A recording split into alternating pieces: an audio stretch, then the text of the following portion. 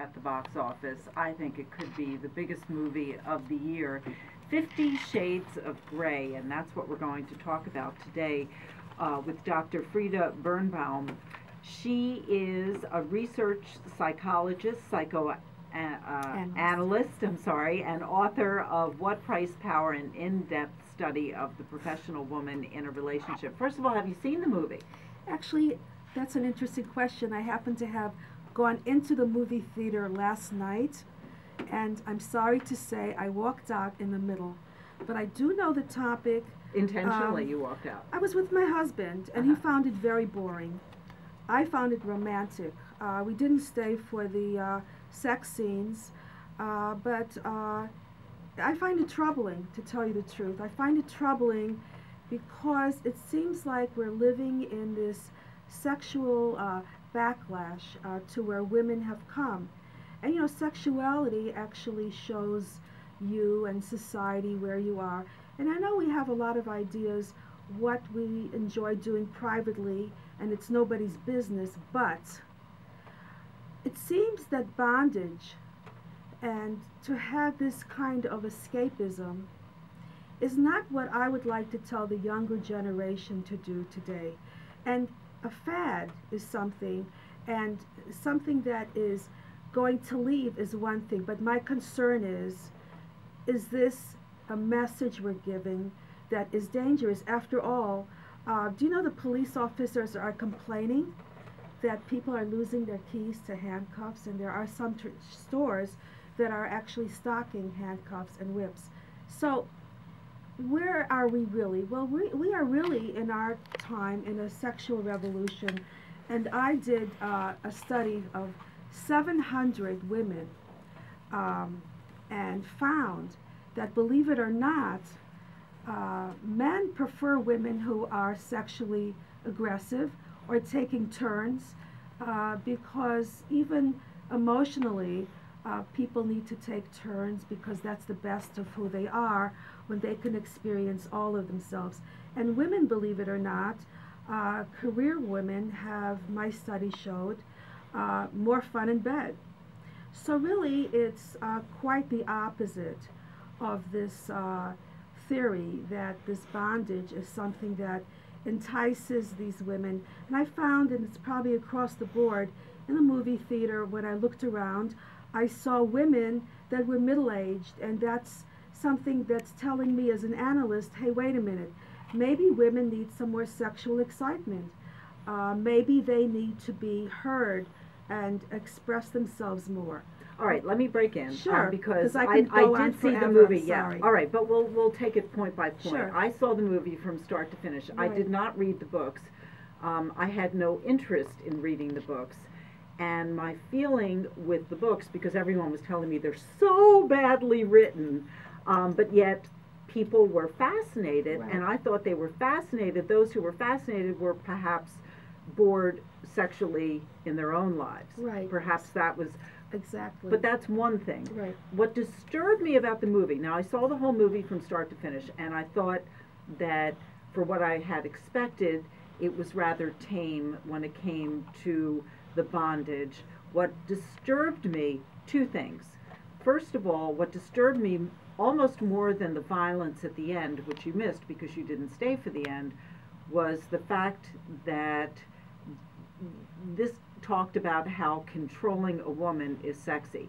That to me is scary. I don't want to be controlled by anyone. Now, we're not only talking about Christian Grey trying to control her sexually.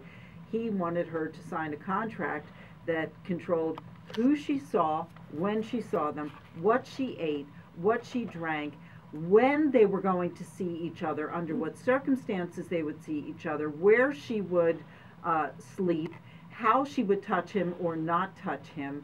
It was absolutely controlling, and that to me that's scary, and that's a scary message to send, in my opinion, to young women, that controlling is not sexy. And then that's one thing, and we'll talk about that. And the second thing that disturbed me was at the end, the movie took a very dark turn where he actually got really violent with her. Now, at the end, she basically says, no, I don't want to be a part of that. So you could call that, a feminist ending. And of course, there are 2 other movies that will follow. This is only the first of 3 movies. But it scares me to send a message that controlling is sexy. It's scary to me in today's times and our problems with violence to send a message that pain is sexy. Like you started off the conversation, I agree with you. In your own relationship, you set the boundaries. Whatever you decide in your own bedroom is fine if both of you are deciding. But it's the messages that are being sent out here in what is supposed to be a fun movie that, to me, is not so much fun as troublesome. Yes, you're right, absolutely, and it's very scary.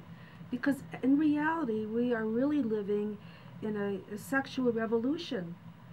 Women are looking to become presidents, CEOs of companies. They're powerful. And men really, as I said, enjoy to have both sides of them, to have the assertiveness and also the nurturing part, and that goes into the bedroom as well. So what are we really talking about here?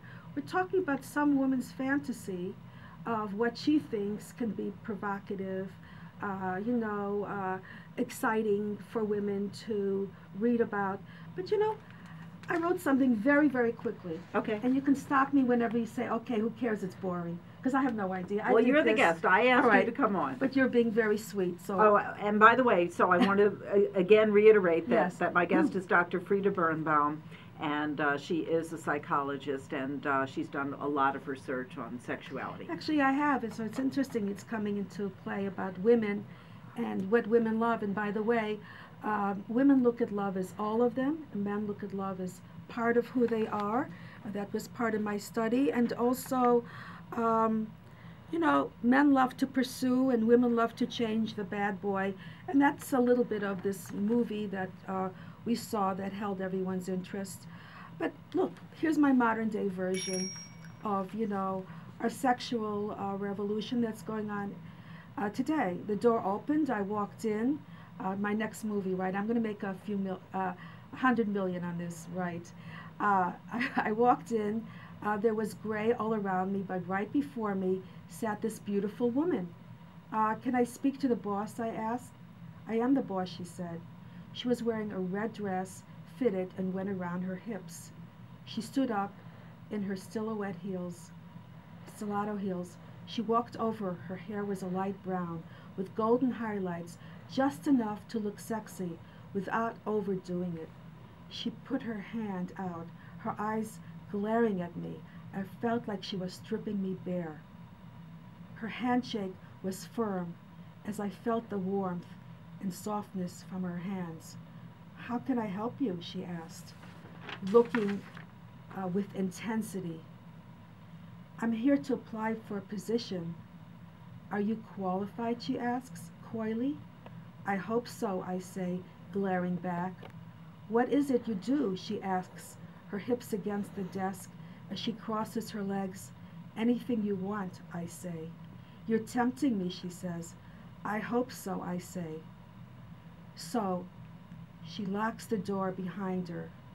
Her glare is intense. I think we get the idea. Okay. So it's like Anyway, 50 Shades of Red, and the roles are Thank flipped, you. where the woman you is got the it. aggressor, and You got it. right. And that's really what we're talking And about actually, today. that should be the next trilogy. Isn't that a relief? I mean, isn't that representing us? Don't men want changes?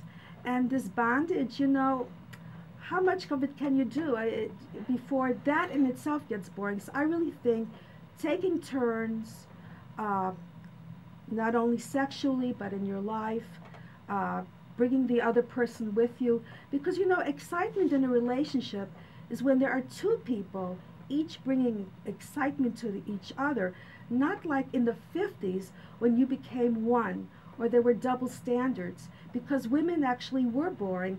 They were way too dependent financially, and maybe they had no choice, but we definitely don't live in these times.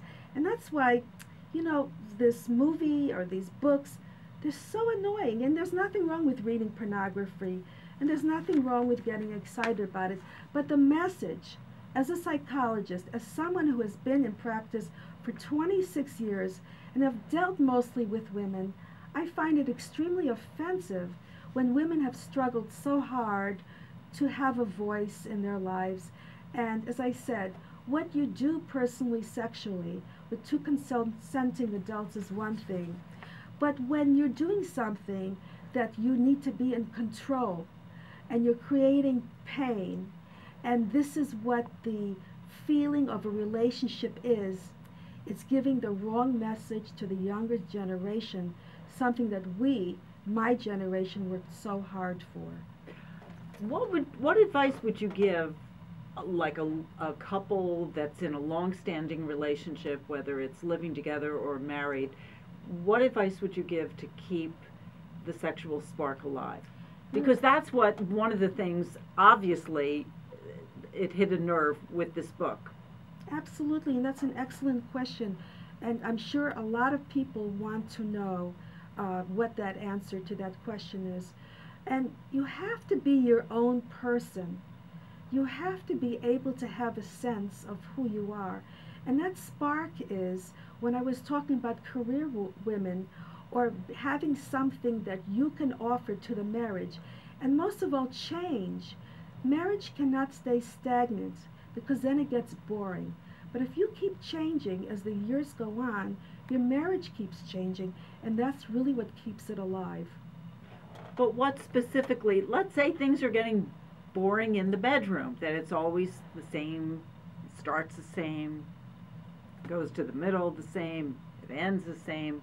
What advice do you give people? Well, first of all, then, are you taking each other for granted? Because is that the way you had sex when you first met each other?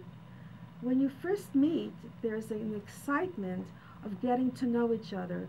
Well, maybe you need to use that excitement to get to know each other all over again, and treat each other not as if you've known each other all this time, but treat each other as if you were finding out about each other. And when you do that, I guarantee you're going to feel that you can be open, explore new possibilities, and each of you will know each other in a different way all over again. Okay, let's talk about one of the things in 50 Shades of Grey that I said that I found really disturbing, and we talked about this a little bit, but just the idea that a man controlling a woman is sexy. Well, that's true. Men do love to pursue, and they do like to conquer, and they do like to have that assertiveness, that masculinity expressed.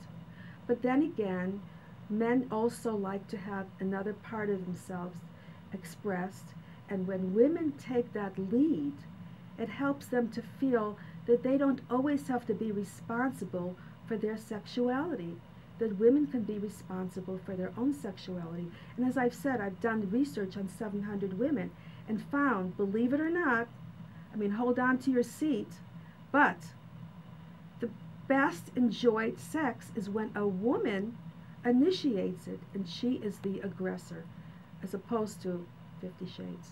And what else did you find in your research that might surprise people? Because we're about to wrap up. We have like another minute left. So anything that we haven't covered here that you might want to... Well, I did find out that the best husbands are professional men because they see women as equals at work, and the worst husbands are men who are in business because there often is a hierarchy. But business is professional. No. Professional is people who are involved in academia, people who are professional doctors, attorneys. Businessmen are people who work with making much more money and deal with a different type of environment around them. I think a lot of our listeners would take offense to what you just said, because I know a lot of people listening to us are firefighters, police officers, people that work with their hands for a living, and they're going to be saying, well, what about us? What are you saying? Well, what I'm saying is that my study explored who were the best and who were not the best. and they fall into different categories, as I'm sure there are some professional men that aren't so great and some businessmen that aren't so great. By businessmen, you mean Wall Street types. Exactly. Sorry, guys, but this is my they study. Have the money, but you know, don't take it. And you want to know something? Money, and this is based on 700 women, yes, basically? and you want to know, Okay. and with a statistician. Uh-huh. So, you know, happiness is not money. And happiness, guess what, is not success. Because when you do look back at your life, research has shown again that guess what? Having fun and being with someone that you can enjoy being with is what it's really all about. So we really need to look at our perspective of where we're going in our life. And that is feeling good about being with the right person. And of course that has to start with feeling good about yourself, because you cannot meet anyone healthy if you're not healthy first. Okay, I thank you very much, Dr. Frieda Birnbaum, and I'll be back in a minute with more Q104.3.